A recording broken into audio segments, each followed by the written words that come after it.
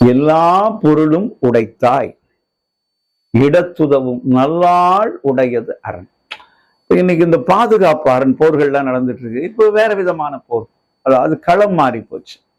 முன்னெல்லாம் கொண்டு போய் காலாட்படை, போர்ப்படை, இராணுவப்படை இப்போ இருக்கு.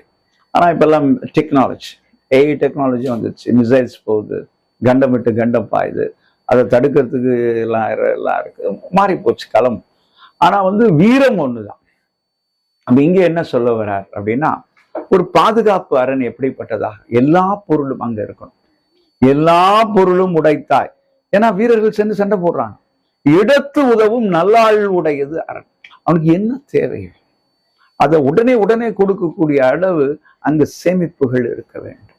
அதுதான் நல்ல அரண் என்றாலே பாதுகாப்பு இல்லையா? பாதுகாப்பு வச்சுட்டு தான் நம்ம போருக்கு போகிறோம், வீரமாகத்தான் செல்லுகிறோம். அங்கு களத்திலே நிகழும் எதிர்நிலைகள், முரண்கள் இருக்கும் பொழுது வீரர்களுக்கு உதவுவதற்கு உண்டான அனைத்து ஏதுக்களும் இந்த அரணிலே இருக்க வேண்டும். அப்படி உடைய அரண் தான் சிறந்த அரண் என்பதை நமக்கு ஆழமாகவும் அழுத்தமாகவும் தெளிவாகவும் எல்லோரும் புரிந்து கொள்ளும் வண்ணமாகவும் கூறுகிறார்.